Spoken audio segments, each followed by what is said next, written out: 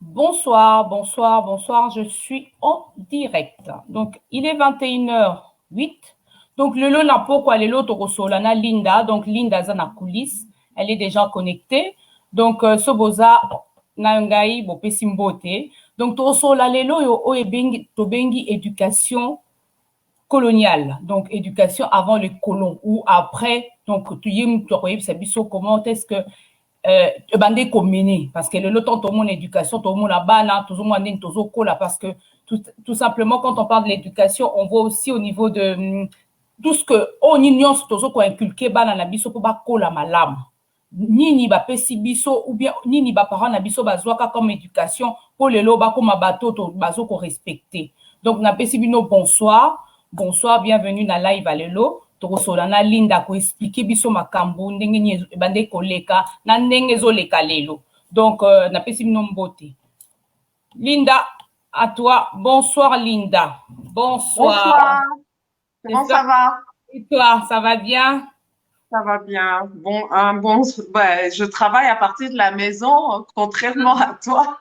d'accord ça va ok donc ce soir Betelabiso dans l'isolo sur éducation je vais mettre le thème directement éducation du Congo à l'époque coloniale ezalaki ndenge bon il faut qu'on rappelle que époque coloniale na biso eza kaka époque ya ba belge te moni belge leur ayaki ko coloniser biso na conférence ya Berlin 1885 asali nyonso tout mpona bato na ye ba belge na biso ba congolais na monde mobimba tokanisa que belge nde ayaki koyekolisa biso klasi oui omoni alors que leur ayaki asi akutaki ba congolais basi batangaki basi bayebaki langue mosusu ya bamindele à Paris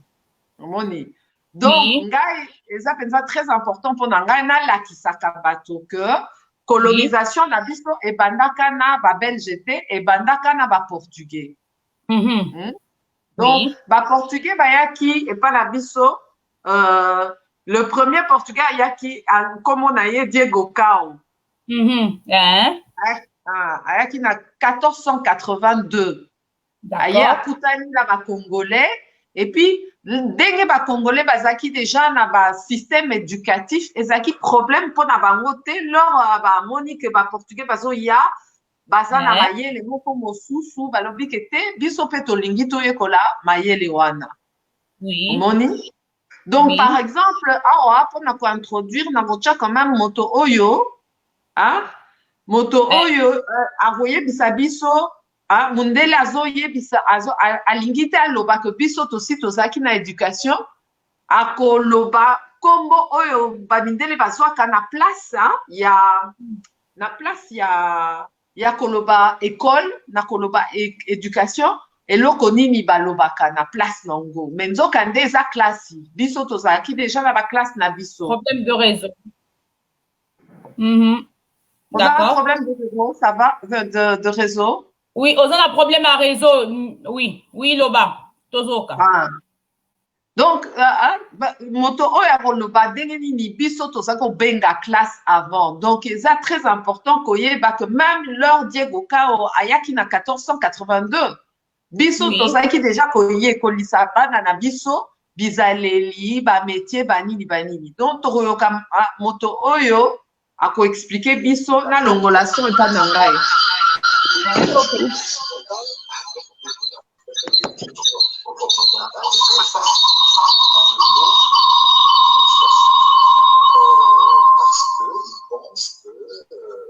les traditions africaines détiendraient des secrets auxquels on pourrait avoir accès par initiation. On sait que aujourd'hui, par exemple, en Occident, le mot initiation désigne le processus par lequel on est introduit à des connaissances secrètes. Voilà, en gros, aujourd'hui, ce qu'on entend par initiation en Occident. On s'est être introduit à des connaissances secrètes. Et beaucoup d'intellectuels africains, des Africains tout court, pensent que nos traditions africaines détiendraient des secrets par lesquels on pourrait... Ça résonne trop. Oui, et Limadoudi. Écoutez, je crois que je vais De Nanan. être très ferme sur le mot initiation. Je vais rappeler quelque chose. Ok. Le mot initiation, Au diminuer Nyos. Donc, il y a un problème de réseau, tous la ligne dans Bongissa, parce que c'est pas évident. Désolé, Kanate, tozo ko lisusu te Linda. Allô? Allô? Nazo Kate, il n'y a plus le son. Là, tu entends? Oui, là, j'entends, oui. société africaine. Attends, est-ce que tu entends ce qu'il a dit? Oui, la société africaine. Que les Africains aient pu avoir un système d'enseignement scolaire. Donc, en choisissant le mot initiation, les ethnologues laissaient entendre que les élites africaines ne devaient rien attendre du système éducatif traditionnel, de leur propre culture. Pourquoi? Parce que celui-ci véhiculait non pas des connaissances rationnelles, mais uniquement de simples mystères. Or, comme vous savez, le système d'enseignement scolaire en Afrique traditionnelle véhicule aussi un savoir rationnel. Un savoir rationnel, donc. Alors, pouvez-vous citer des exemples de ces connaissances rationnelles? Écoutez, des exemples de connaissances rationnelles véhiculées dans le cadre du système scolaire africain traditionnel, oui, il y a de multiples exemples. Prenons par exemple les savoirs de l'esprit. Dans le système scolaire africain traditionnel, on enseigne la cosmogonie. Or, toute personne qui étudie les cosmogonies africaines est frappée par le contenu rationnel des cosmogonies africaine. On sait que le système scolaire africain traditionnel enseigne la cosmologie. Or, là aussi, toute personne qui étudie le discours cosmologique africain est frappée par les connaissances rationnelles. Je ne citerai que la cosmogonie Dogon, que tout le monde reconnaît comme contenant des connaissances scientifiques sur la composition des étoiles. Je citerai la philosophie. Le système scolaire africain véhicule un savoir philosophique qui est d'une rationalité que Martien Toa, un philosophe africain, a mis donc en perspective. Donc il faut lire les travaux de Martien Toa pour voir le caractère rationnel du discours philosophique dans le système éducatif africain. Et puis, tout simplement, le système éducatif africain traditionnel nous enseigne les mathématiques. Les mathématiques, nous savons maintenant que les mathématiques ont été inventées dans la région d'Ishango il y a moins 20 000 ans. Donc, vous voyez bien que le système éducatif africain véhicule des savoirs rationnels. Bon, pour donner d'autres exemples, on peut citer les métiers artisanaux, la poterie, le tissage, le métier de forgeron. Tous ces métiers-là reposent sur des connaissances rationnelles. Sinon, si ces connaissances n'étaient pas rationnelles, ces métiers ne seraient pas efficaces. On peut citer aussi les métiers d'approvisionnement alimentaire dans le système scolaire traditionnel africain. On apprenait. Donc, tu vois, Arlette, il va citer encore d'autres. Ça s'appelle sur YouTube, sur Olingo Monango, Olingo Suki sa vidéo, Ana Ota Latina Suka, et na YouTube, l'initiation en Afrique, vérité et mensonge. Donc, avant, Diego Ka Oana Baya, Kutaki, Africain, Congolais, tozaki kosa la classe pour na bana na biso, bazako yeko la biloko, bazaki na classe. Après le Diego Ka Aye, akutani na Roi Moko, banoma qui est roi, portugais, banoma qui roi wana Alfonso. Oui. Alfonso Ier. Bon, natanga, et ça, la français, politique de modernisation de l'État. Donc, déjà, Alfonso, atinda ki mwana na ye, atinda, atanga na poto. Donc, la politique royale d'Alfonso Ier, on a Wikipédia, Alfonso Ier du Congo avec un grand K. Donc, la politique royale d'Alfonso Ier avait pour but de christianiser Congo Diatolo, Diatotila, et ainsi de consolider son pouvoir et celui de l'État autour d'une noblesse lettrée. Oui. En priorité, ses parents pour établir une véritable bureaucratie. En effet, en 1509, Alfonso Ier fit construire des locaux d'école pour 400 élèves, entourés de murs très hauts. Ce fut une véritable innovation, même si les fils de nobles résidaient toujours à la cour du roi selon la coutume. Mbanza Congo, capitale du royaume, prit le nom de Congo Diangunga, puis de San Salvador, du nom de l'église principale élevée entre 1517 et 1526. Mais moi, nanaye déjà, nanaye mi balé, basi bakenda qui déjà na Portugal depuis 1506, 1506, baké kotanga na Portugal. Moi, nanaye moko, azongi lokola évêque, asali 15 ans d'études azongi lokola évêque. En 1516, après 10 ans de règne vicaire Yahweh Agia, il a observé la présence d'1 millier d'étudiants, ce qui confirme une certaine réussite. Il signale aussi l'existence d'une école des filles qui est tenue par la sœur du roi. De plus, l'élite proche du roi, ses parents les plus proches, acquis une éducation directement à l'étranger. Donc, déjà Bana, Napoto, Batanga. Donc, au Portugal. Dès 1506, la première année de règne du fils d'Alfonso, fils ou neveu, Henrique et un neveu maternel, Rodrigo, furent envoyés à Lisbonne pour étudier. Le nombre de fils de nobles allant au Portugal afin d'étudier croisse au fil des ans. En 1511, ce fut le tour d'un frère cadet du roi et de quelques neveux d'aller à Lisbonne pendant Otanga, 1511. Ma belge va y en 1885, Arlette. Donc, biso Kotanga na biso classe, eza qui pensa important na éducation na biso, tout le monde a qui en gros, eza mayele, oyo bana na biso, parce qu'il a besoin pour passer à biloko na bango. Oui. Donc, awa, ils ont le bas même que, à un certain moment, Moko Nabango, alors qui deviendra le premier évêque et tout ça. Donc, n'a que des places mon sous-sous. Au commun, a même que, à un certain moment, Batikaki, le roi à Portugal, a décidé que te tokozwa les sous-sous bana ya Congo te, parce que bana ya Congo, baza na santé fragile, bakufa kananzela. Donc, pour la retraite, parce qu'il faisait trop froid, le voyage était qui mounene, ba maladie, ba mindele, c'est pas ba maladie na biso, puis parce qu'il peut-être na dépression ou quoi. Donc, roi ya Portugal a lobby, mais bato mingi trop bazo kufa. Au moins, les relations, il y a Congo, na Portugal, d'engezaki.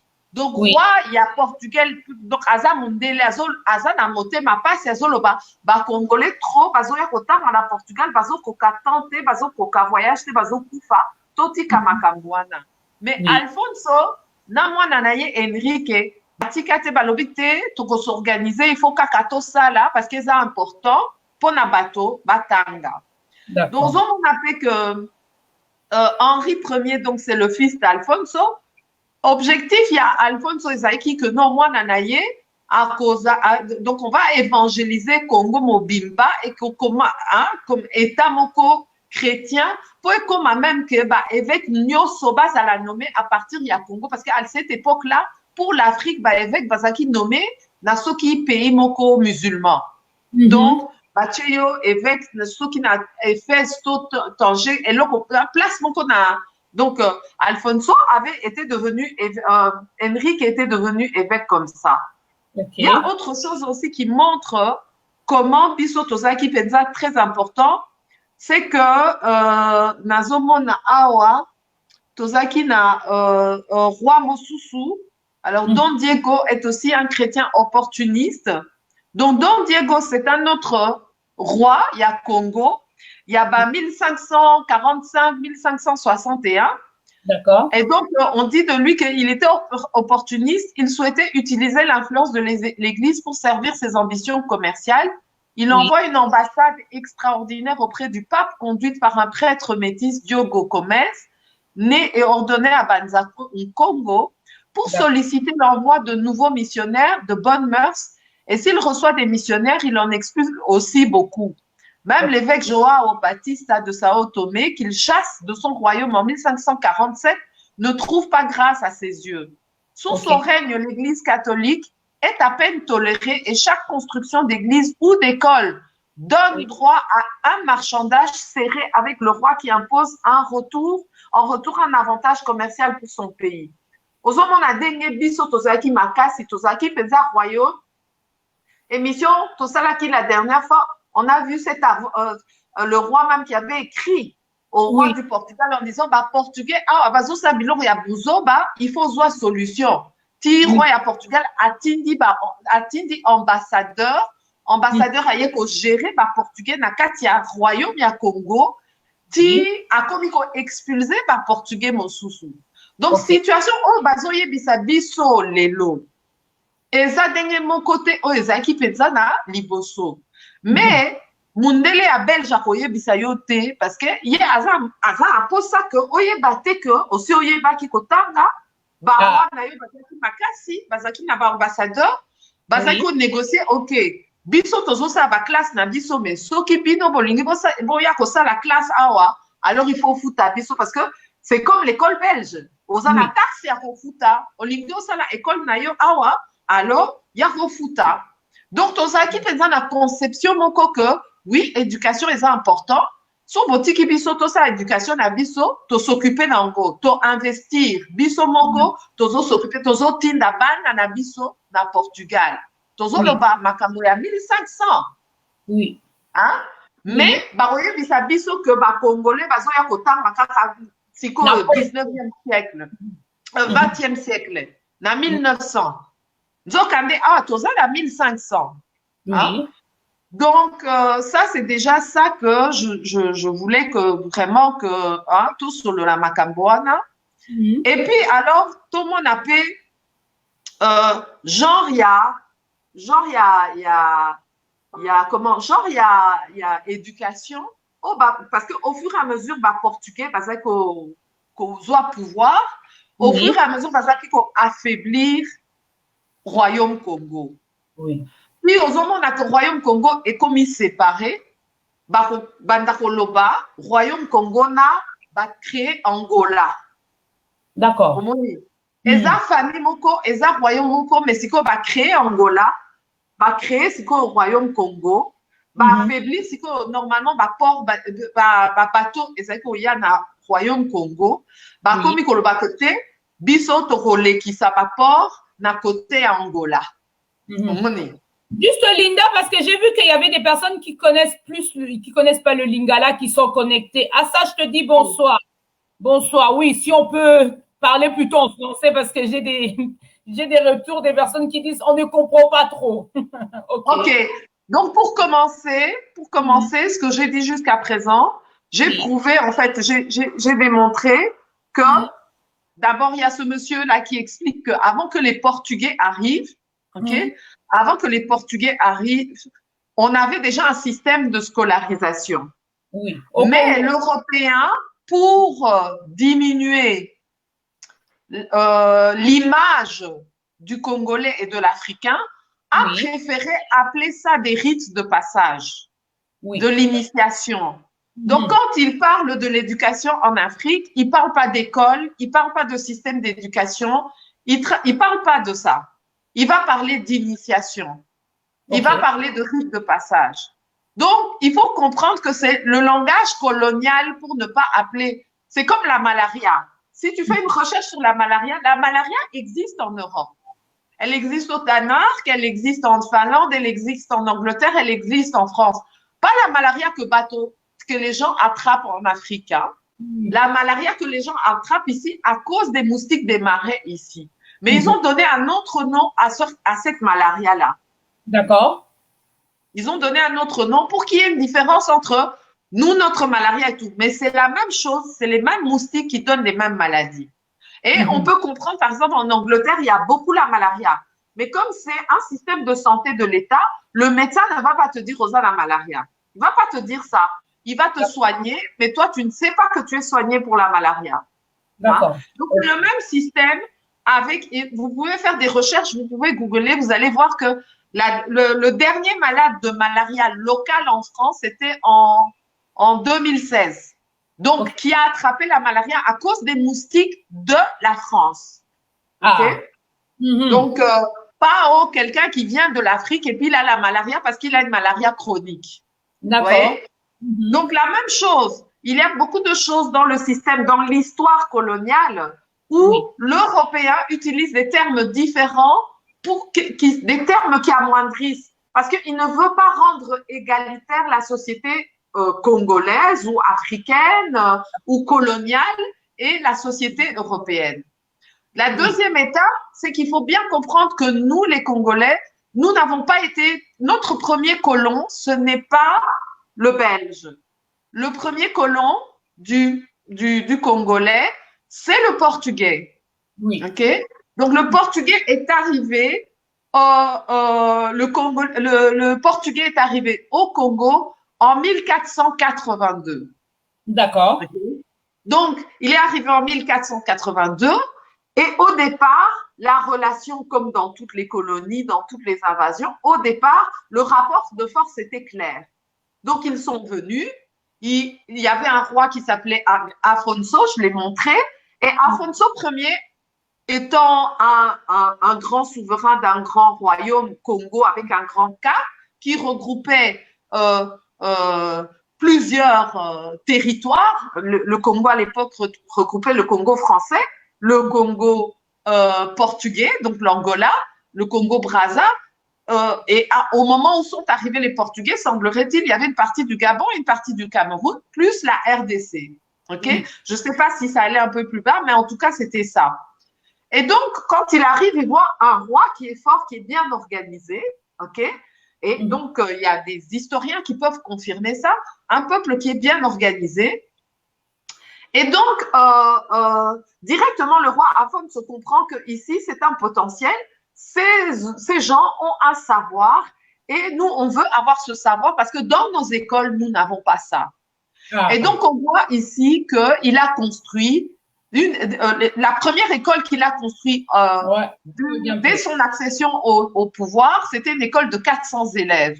Donc, ça prouve qu'il y avait une habitude parce que tu ne vas pas prendre 400 élèves à tes frais, tu fais une grande école avec des grands murs. Il a modernisé. Donc, sûrement qu'il a parlé avec les Portugais. Il a dit, bon, hein, et il a fait une école avec des grands murs, 400 élèves. Il a envoyé son fils en 1506 au Portugal avec un autre, un cousin. OK? Ils sont partis étudier 15 ans. Et l'élite congolaise a envoyé des enfants au Portugal. OK? C'est au point que le roi, parce que sur le chemin, hein, les Congolais tombaient malades ou ils attrapaient une maladie au Portugal où ils devenaient un peu dépressifs parce que bon, c'est une autre façon de vivre. Et le roi du Portugal a dit au roi Afonso du Congo que non, écoute, il y a trop de tes gens qui viennent étudier et qui meurent. Donc, il faut qu'on arrête ce système.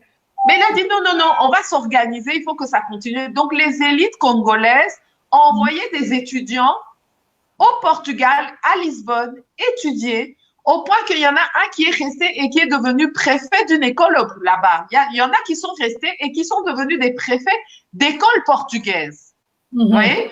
Donc, ça montre vraiment que l'image de sauvage, qui ne sait pas écrire, qui ne sait pas étudier, qui n'est pas discipliné, qui a peur du voyage, qui ne sait pas c'est quoi voyager, qui ne sait pas c'est quoi faire ceci, c'est totalement faux.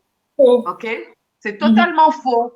Parce que si tu n'as pas l'habitude d'étudier, que pourquoi tu vas jusque, tu vas jusque, donc tu sais que tu vas traverser les océans. Et je rappelle quand même que avant ça, on avait l'université de Tombouctou qui était pas loin. OK? On avait l'université de Tombouctou qui était pas loin. Donc, je pense même que nos enfants étaient envoyés à l'université de Tombouctou parce que si tu oses mettre ton enfant dans un bateau avec des blancs, hein, et que tu es sûr que ces enfants-là vont revenir, même s'ils meurent en chemin et qu'on te dit ils meurent de maladie, on arrête, toi, tu te dis pas que oh non, bateau, c'est que vous aviez l'habitude de faire ça. Oui. C'est que vous aviez l'habitude de faire ça. Et donc, ces gens qui sont revenus, ça a formé une élite. Et donc, on parle de la sœur du roi qui a même, au Congo, créé le nouveau système scolaire avec 1000 filles. En 1500, 1000 filles qui étudient. OK? Et on commence bien sûr par les filles de la cour, hein, puisqu'on voit que dans le système de l'époque, les enfants des nobles vivaient aussi à la cour.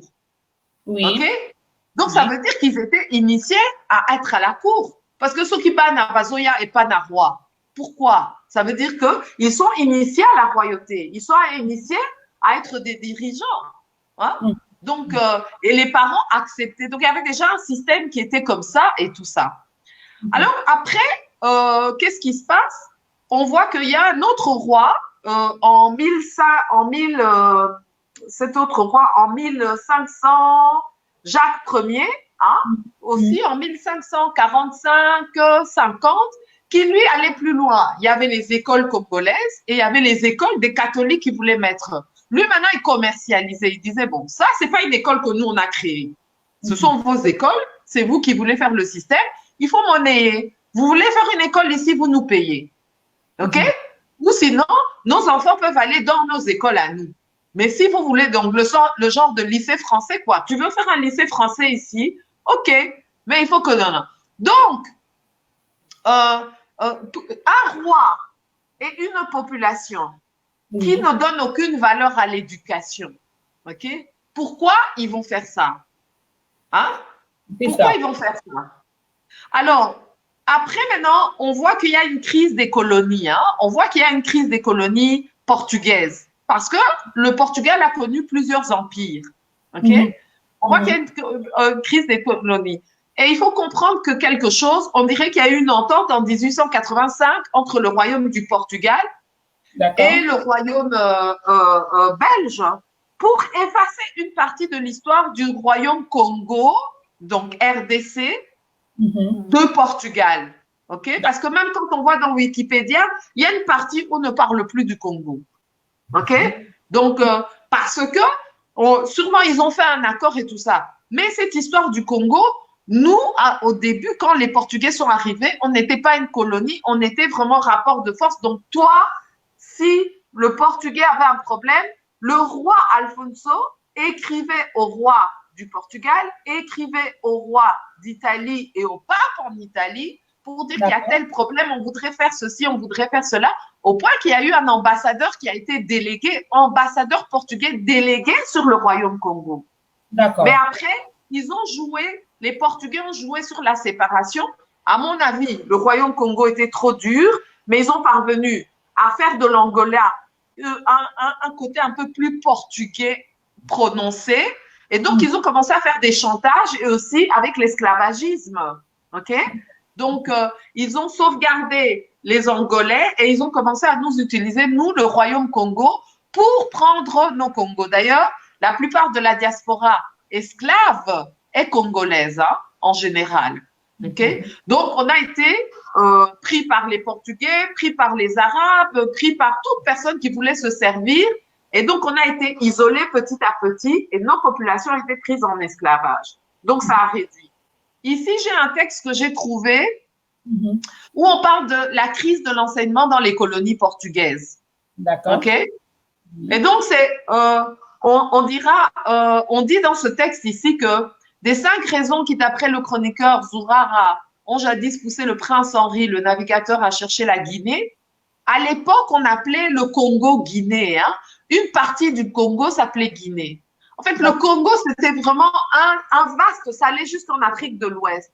C'est comme ça qu'on parle de nos peuples comme les peuples Congo-Niger, qui recouvrent ça recouvre l'Afrique de l'Ouest, ça prend une partie donc jusqu'à le Tsu-Bangui, Cameroun, proche de la limite inférieure du Soudan, ça prend un peu jusqu'à moi, partie il y a Éthiopie ou à côté de l'Éthiopie, et ça descend jusqu'en Afrique du Sud.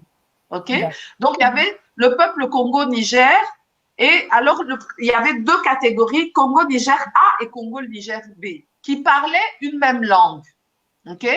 Et puis, dans les sous-groupes, vous avez les Bantous, vous avez les Bantoïdes, vous avez les Ouest africains et vous avez les Ubangui. Donc, on avait quelques différences, mais on avait des mots communs, on avait des pratiques communes, on était des nations sœurs, et donc on nous appelait tous des Niger-Congo. Okay. Ce qui explique qu'à la conférence de Berlin, on a divisé le peuple Niger-Congo. Conférence de Berlin, c'était couper les peuples qui se situent sur la région du Niger-Congo. Vous voyez? OK. Donc, en 1885. Et une partie de cette région s'appelait la Guinée. Donc, ici, on dit, bon, la raison pour laquelle le prince Henri, le navigateur du Portugal, cherche la Guinée, une des raisons est résumée par le processus de la colonisation portugaise. Après avoir rappelé avec quel élan le prince était porté à vouloir connaître la terre qui s'étendait au-delà des Canaries et du cap Bojador, Zurara, et puis deuxièmement, car il a considéré que dans ces terres-là se trouvaient quelques chrétiens, hein, ou quelques ports où on pouvait naviguer sans danger, hein, et apporter à ces domaines-ci beaucoup de marchandises qu'on savait à bon marché puisqu'ils n'avaient pas de contact. Tu vois ce qui est bizarre ici, c'est qu'on parle du prince, ce prince-là portugais, prince Henri, il parle de la Guinée. C'est avant la rencontre de Diego Cao, ok? Et il dit, mais il y avait des chrétiens. Bon, qui est venu les christianiser puisque c'est Diego Cao, soi-disant, qui est venu en premier lieu? Qui est venu les christianiser? Tu vois? Ça, c'est une question. Nanya Kenda Kikuna pour christianiser, parce que lui, il dit qu'on peut trouver quelques peuples chrétiens. Ils viennent d'où? Comment ça se fait que les Congos, déjà à cette période-là, pouvaient déjà être chrétiens? Puisque toi, tu te décides d'aller voir plus en profondeur là-bas. Et tu sais qu'il y a quelques chrétiens. Qui t'a dit qu'ils sont chrétiens? Donc, Diego Cao n'était pas encore là. Tu vois? D'accord. Donc, ces domaines-ci, beaucoup de marchandises et tout ça, hein, et ainsi, on y apporterait ce que ces royaumes possédaient, le trafic étant le grand profit autochtone. Donc, il y avait plusieurs royaumes dans les peuples Niger-Congo. Hein? Donc, le Mani-Congo gérait plusieurs royaumes. Hein? Donc, outre l'intérêt du rapprochement curieux entre la recherche de chrétiens et de marchandises. Allô, oui. Oui. Entre la recherche, alors on dit, outre l'intérêt du rapprochement curieux entre la recherche de chrétiens et de marchandises. Pourquoi rechercher des chrétiens au fin fond de l'Afrique? Tu vois? Donc, ça m'a touchée parce que je cherchais sur la scolarisation et puis je dis, mais comment ça se fait qu'en soi-disant, on a connu le christianisme avec Diego Cao? Mais avant Diego Cao, le prince du Portugal cherchait à venir sur le territoire parce qu'il peut trouver des marchandises et il peut trouver des chrétiens. Donc, aussi, tu as qui christianisme avant. Hein? Aussi, tu as qui avant. Alors, plus bas, on nous dira donc aujourd'hui que le portugais déploie de grands efforts pour promouvoir l'assimilation spirituelle. Donc, l'assimilation spirituelle, l'éducation, c'était pour l'assimilation spirituelle et aussi pour établir une solidarité économique dans les économies. OK? Donc, l'objectif de l'éducation portugaise, c'était faire une assimilation spirituelle et pour faire une solidarité économique. OK? Alors, bon, on dit ici que le portugais n'était pas très courageux pour aller plus loin. Et puis aussi que ils ont plutôt anéanti les structures sociales indigènes. Ils ont détruit les structures sociales indigènes. donc cantonnés en terre africaine par un capitalisme en piraterie. Donc, ils ont fait du sort de piratage. Oui. Donc, un pirate, il voit un bateau, il vole tout ce qu'il y a dans le bateau, il pille, il casse tout. Donc, l'objectif, c'était ça au finish. Hein? Et par la nécessité de revivre des formes attardées d'exploitation, la colonisation portugaise a subi une crise à un certain moment parce qu'à mon avis, ces royaumes se sont battus. Ils ont dit, avant, vous êtes venus comme ça, on a fait la collaboration et tout. Donc, Bakoka qui les sous-soutait, ils n'ont plus pu tenir. Ils ont pu effriter le royaume Congo, mais ils n'ont pas pu tenir. Donc, maintenant, on va se couper un peu. Dans l'entretemps, on a eu des invasions arabes. Hein?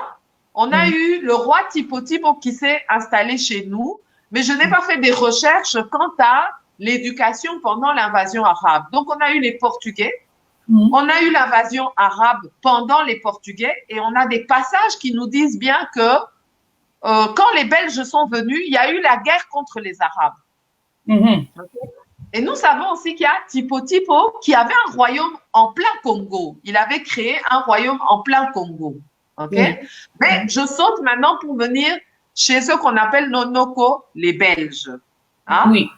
Alors, l'éducation des Belges, c'était comment? Le projet éducatif des Belges.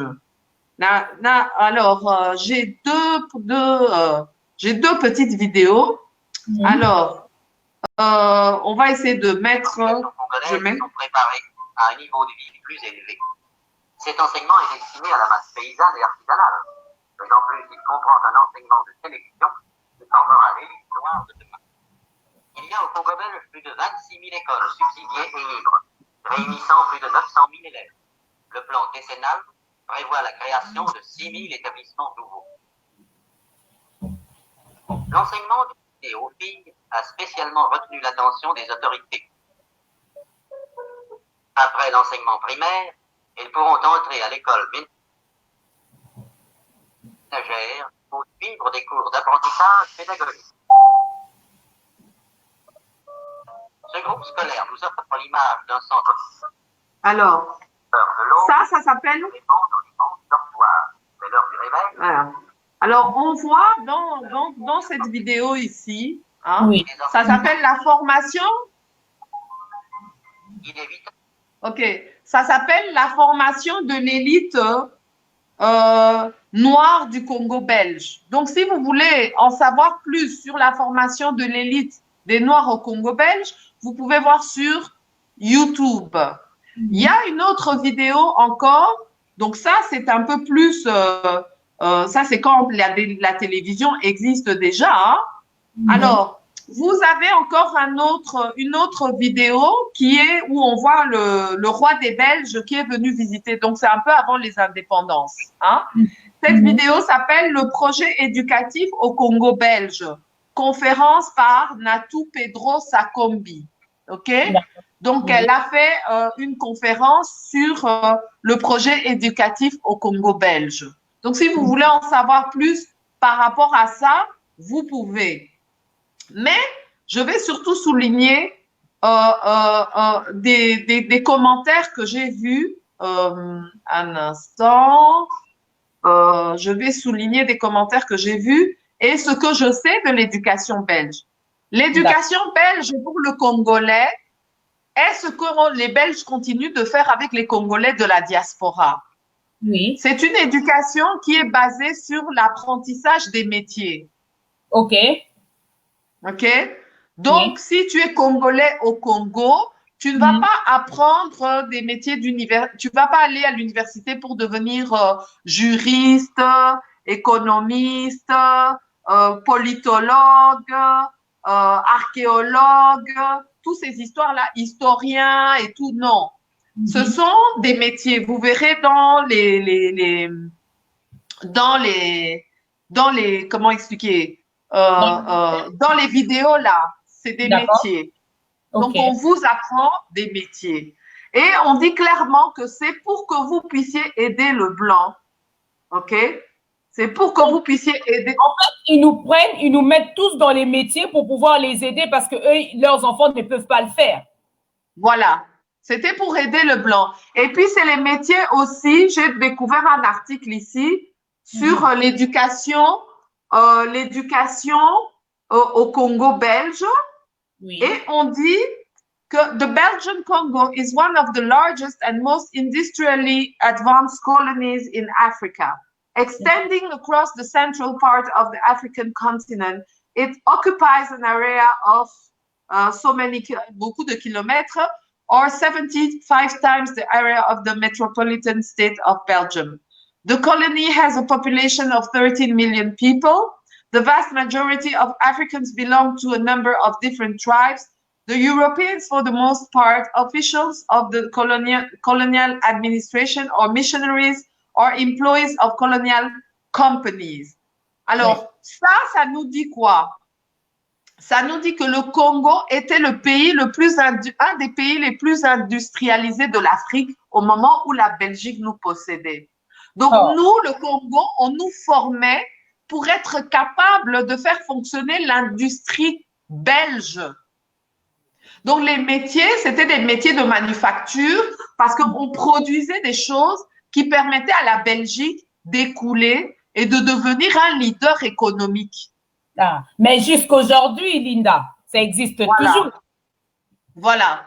Donc, c'était ça l'objectif. L'objectif, donc nous, on était formés sur ça. On était la Black Power. Hein? On était la Black Power, on était l'industrie, on permettait de faire, et on nous formait pour ça. L'objectif, c'était de faire de nous une sorte de, tu sais, les parcs industriels. Alors, c'était bien puisque on a le minerai, d'accord. Hein? On a la main-d'œuvre, on a le caractère, on a ceci, on a cela.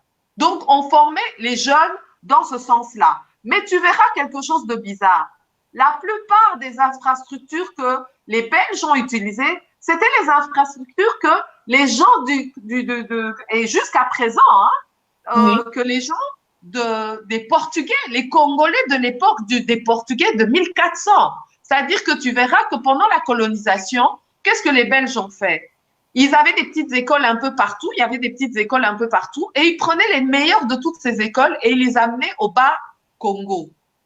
Pour que ceux-là soient éduqués au Bas-Congo. Or, c'était au Bas-Congo que le roi Congo avait fait ses écoles. Donc, il y a de fortes chances que les écoles là en question, là, ce ne sont pas les Belges qui les ont construites. Parce que, pourquoi aller utiliser les écoles du Bas-Congo? Oui. Et pourquoi tout est... Donc, ils drainaient tout le monde vers le Bas-Congo. Pourquoi? Parce que, comme on avait vu là, le roi Alfonso avait construit des écoles avec des hauts murs. Oui. OK? Donc, il a fait vraiment... Et que c'était une structure moderne. Hein? Et puis, toutes ces élites qui sont parties au Portugal, ils sont revenus, ils ont construit des écoles. Ils ont construit des écoles comme au Portugal. Donc, sûrement que les Belges, ils ont fait ce système. Ils ont d'abord utilisé le Bas-Congo pour prendre les meilleurs dans les petites écoles de village. Ils les ont amenés au Bas-Congo et au fur et à mesure, ils ont développé d'autres écoles à Kinshasa, à d'autres endroits et tout ça, dont le collège Albert, qui est aujourd'hui le lycée Sacré-Cœur. OK? Et donc, il y a Itigombe, IPT Bongombe, tous ces trucs-là, toutes ces écoles un peu de métier qu'il y a encore à Kinshasa jusqu'à maintenant. Est-ce que tu sais que il y a encore des Africains, des gens de Congo-Brazza, des gens du Sénégal qui viennent au Congo encore maintenant à l'internat dans ces écoles-là des mon-père pour apprendre des métiers de menuiserie. Donc, leurs parents leur payent les études pour venir au Congo jusqu'à maintenant.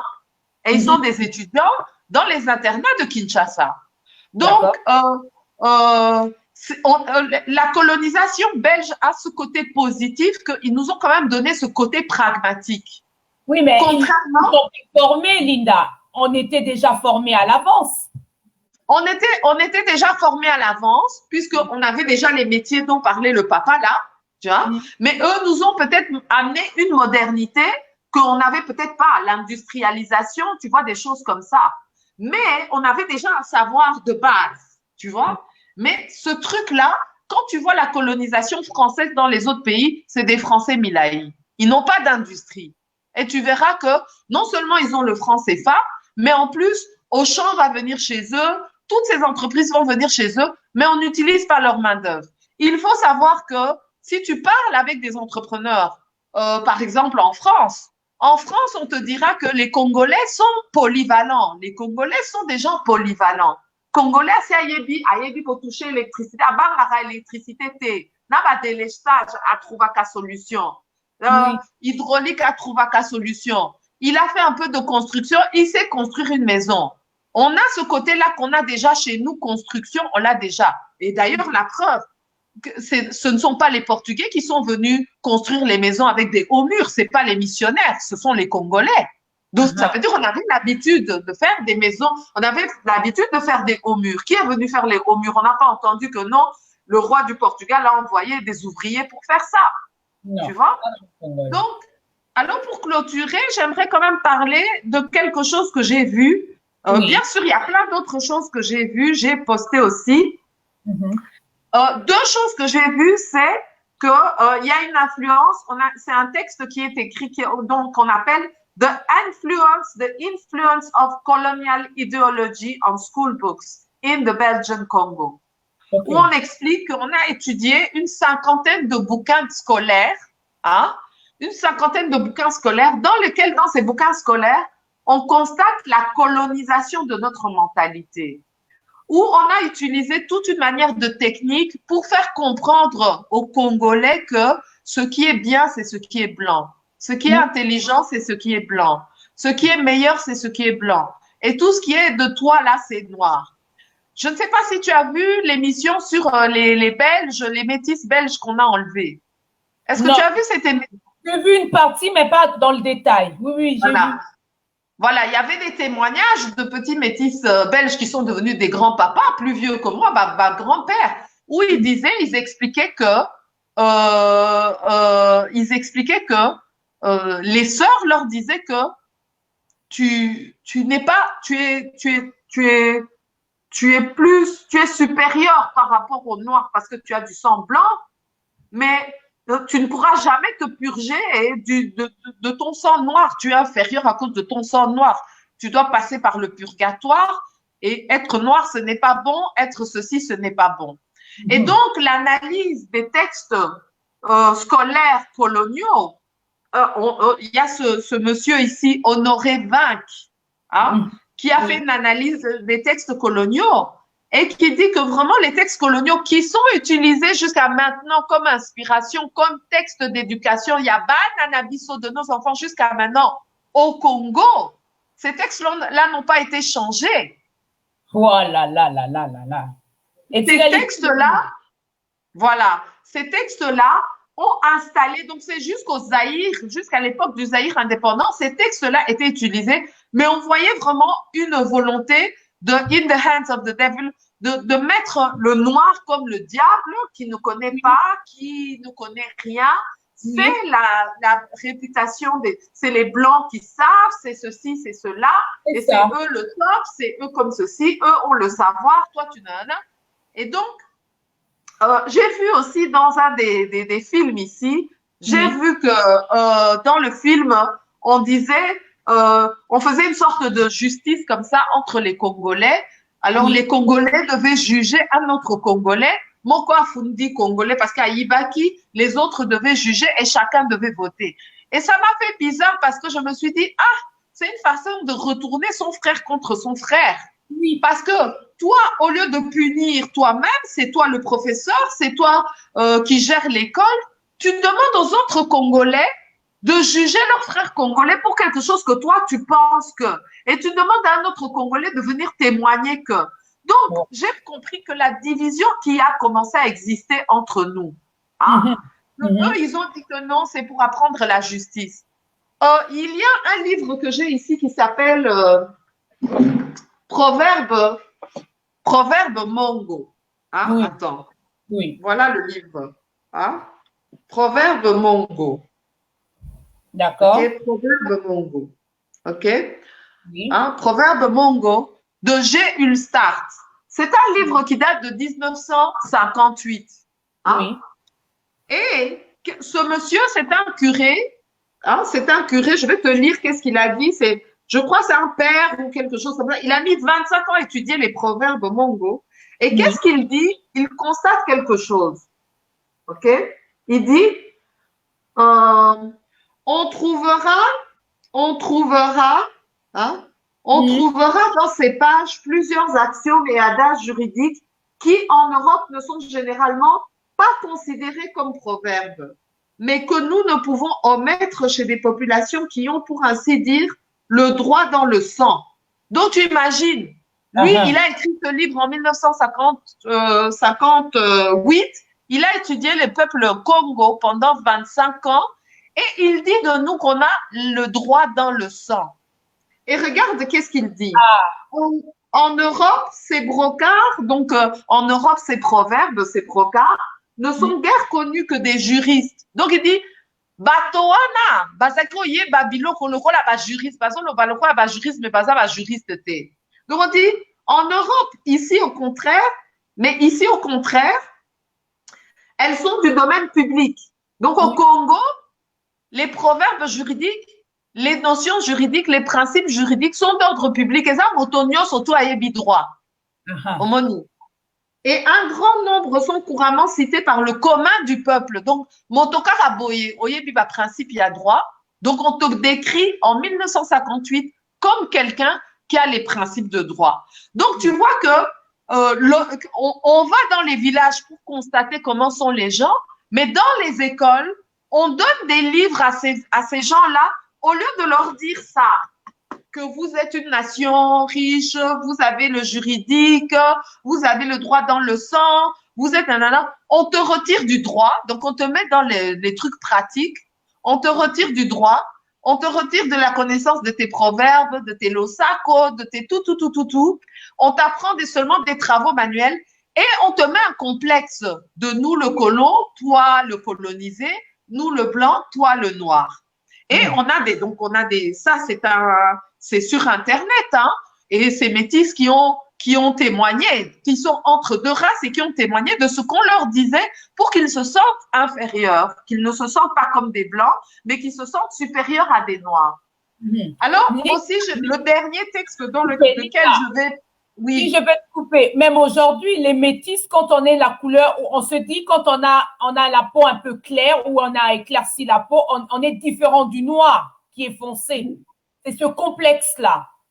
C'est ce complexe-là qui a été mis, mais tout dépend parce que, par exemple, tu vois, moi, je suis métisse, mais mon père m'a toujours dit, lui qui est métisse, que je suis d'abord, à l'époque, il disait tu es zaïroise, et puis il me disait tu es bantou ou tu es mongo. Tu vois, c'est-à-dire que nos ancêtres nous définissaient pas par rapport à la couleur de la peau.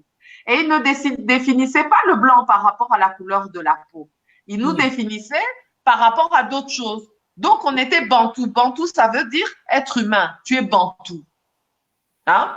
On ne nous définissait pas. Bantou veut dire être humain. Tu es bantou. Et il ne faut pas oublier quelque chose, ma sœur. Nous, toutes femmes noires, nous mettons au monde des bébés blancs. On ne peut pas être complexé par le blanc. Parce que nous mettons au monde des bébés blancs. Nos bébés deviennent noirs avec le temps. Mais quand il naît, il est blanc. Ah. C'est vrai, non? Oui, bien sûr. Mais voilà. Donc, on ne peut pas commencer à s'étonner parce que le blanc vient, puisque nous, toutes les femmes noires, on met au monde un bébé blanc. Des fois, il reste blanc parce qu'il est albinos. Oui. Et alors, après, il commence à foncer. Qu'est-ce que nous, les mamans, elles disent toujours? Non, tu sauras la vraie couleur de l'enfant avec les oreilles. Oui. Parce que les oreilles, d'abord, vont commencer à foncer et elles vont montrer la vraie couleur de l'enfant. Et puis, on a le vitiligo que Michael Jackson a eu. Le vitiligo, c'est une maladie que beaucoup de Noirs ont. Ils perdent une partie de la couleur.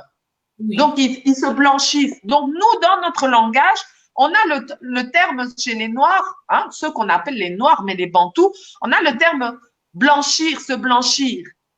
Pourquoi? Parce qu'on a vu des gens de 40 ans commencer à blanchir. Et donc, on n'est pas étonné par la couleur. Mais on nous a inculqué ça. Pour clôturer, j'ai trouvé un texte sur l'éducation des filles. D'accord. Okay? Sur l'éducation des filles, où on explique que là aussi, on a fait quelque chose avec les filles. Les femmes avaient, alors il faut que je trouve ce texte-là, où je l'ai mis, crise de l'enseignement de colonie. Avec l'éducation des filles, qu'est-ce qui s'est passé? C'est où? Les femmes, donc ce texte-là, qui n'est pas écrit par un Congolais, par un Africain, qui est écrit par des Européens, dit que en fait, les femmes avaient beaucoup plus de pouvoir, de capacité, d'autonomie, de respect dans la culture Congo, chez les Bantous, et qu'en fait, par l'éducation, dans le système, on les a un peu coupées. On les a mis dans un rôle secondaire qui ressemble au rôle que les femmes avaient en Europe un peu, mais moindre. D'ailleurs, on leur apprend des tâches ménagères dans des maisons européanisées. On leur apprend à coudre, des tâches ménagères. On leur apprend un peu peut-être, dommage, je ne vois plus où est ce texte, mais voilà. Est-ce que c'est ça ici que je vois? Ça, c'est aussi un texte intéressant où on voit, on parle d'école aussi, mais peut-être plus. Mais voilà, globalement, on a fait un peu le tour et où on dit qu'on a défavorisé la femme en fait, que l'éducation coloniale défavorisé la femme noire, a diminué la femme noire. Ça, et alors, il y a d'autres textes à part celui que j'avais trouvé qui disaient que il faut pas oublier, nous, on avait un système matrilinéaire. Et le blanc est venu avec un système patriarcat. Tout le royaume Congo était matrilinéaire. Mais au fur et à mesure, les autres tribus sont devenues de plus en plus patriarcat. Ceux qui ont tenu, c'est le Bas-Congo qui est toujours matrilinéaire. Mais c'était sous l'influence des colons qui ont trouvé ça bizarre. Une femme qui a des droits de parler, qui a un droit qui peut, regarde, la sœur du roi crée une école pour les filles. Tu vois, hein? Donc, on ne peut pas imaginer en 1500 qu'une population dont on dit, oh, les Africains. Non, l'élite décide que, donc tu montres par l'exemple, c'est par l'exemple, par la tête. L'élite décide que non, nos filles doivent étudier. Nos filles doivent aller à l'école. Donc, tu imagines si déjà par l'exemple, et je vois dans la vidéo des Belges, ils avaient dit qu'ils s'attendaient à faire des écoles qui auraient que 100 personnes qui iraient dans les écoles. Mais ils disent, mais les écoles ont l'air d'avoir du succès parmi les indigènes parce que on croyait qu'on aurait seulement 100 élèves. Finalement, on a 500 élèves. Alors que dans d'autres, si on voit actuellement, quand on va en Afrique, c'est les parents eux-mêmes empêchent les enfants d'aller. Tu dois aller pour dire, mais tika moi nanayo, laisse ta fille venir étudier, laisse ton garçon venir étudier. Vous voyez? Mais là, ça, c'est pas nous les Congolais qui disons ça, c'est pas nous les Noirs. C'est eux-mêmes sont étonnés. Ils se disent qu'ils vont faire des écoles de 100 élèves et ils se rendent compte qu'ils sont obligés d'agrandir parce que les parents envoient les enfants pour aller étudier. Oui. Donc, ça faisait partie de notre culture. Ce n'est pas possible, avec tous ces constats-là, de dire que ça ne faisait pas partie de notre culture. Malheureusement, je dois normalement arrêter là. Je vais peut-être te laisser avec des gens poser des questions peut-être ou discuter parce que j'ai une autre… Je vais revenir sur quelque chose avant que tu coupes. Je voulais juste savoir qu'est-ce que tu penses, toi, par rapport à ce qu'on entend, parce que moi, j'ai découvert justement, on nous a abrutis un peuple. Comment ça se fait que dans un pays, on peut abrutir un peuple en disant que vous êtes nuls de la tête aux pieds? Comment? Et aujourd'hui, on se rend compte de beaucoup de réalités. Je pense que tu es comme moi, on découvre des choses que hier, on nous a tout caché. Qu'est-ce que toi, de ton côté, tu pourrais nous dire, en fait, pour terminer? Bon, il ne faut pas prendre ça d'une manière émotive. D'accord. Il ne faut pas prendre ça. À un certain moment, il faut être rationnel. D'accord. Un homme, quand il te voit dans la rue, est-ce qu'il te dit que moi, je suis un homme qui bat les femmes? Non. Tu vois? Une femme, quand elle voit un gars dans la rue, elle veut lui plaire. Est-ce qu'elle lui dit que non, tu sais, moi, pendant la nuit, je ronfle comme je ne sais pas cuisiner? Tu vois? Donc, déjà dans une relation égale, d'égal à égal, d'amour, d'affection, il y a des choses qu'on ne montre pas. Oui. Maintenant, quand tu as un intérêt, imaginons que toi, tu as l'intérêt d'aller chez quelqu'un parce que Ozalaka voleur. Oza a besoin, oyeba, place à Tchakambo Monaye. Tu vois? Ben, Oui. tu viens, tu te fais ami avec. Tu regardes dans la maison, tu vois comment ça fonctionne. Après, tu vas dire à tes amis, effectivement, mon toit na zakana Jaguar, zakana Rolls-Royce, et pas naïe zakaboye, zakaboye, zakaboye. Je me suis fait ami avec lui, je connais le code d'accès, je sais où il met l'argent, je sais comment il fait. Tu Oui. vois? Bon, mais maintenant, quand vous venez voler, si la personne est là, comment vous allez faire pour obtenir ce que vous voulez? Vous allez la contraindre, non? Oui. Vous allez la contraindre. OK? Parce que toi, ton objectif, c'est d'avoir de l'argent sur le dos de cette personne-là. Bon, si maintenant tu as encore le respect de l'humain, OK? Ça va. Mais si toi, ton objectif, c'est dit, je ne vais pas le considérer comme un humain, je veux me servir. Tu veux abaisser, annihiler la personne. Mais si maintenant tu peux le tuer comme un animal, tu prends, si c'est possible, tu le fais. Parce que tu peux même tuer ton frère, tu peux même tuer ta mère. Il y a des enfants qui tuent leurs parents pour l'héritage. Pourtant, ils ont papa n'a pas maman n'a pas tu vois. Mais bon, mais maintenant, le blanc là qui vient, il faut essayer de voir dans quelles conditions il vivait. Et c'est ça qu'il faut. Il faut maintenant réfléchir. Il faut se poser la question.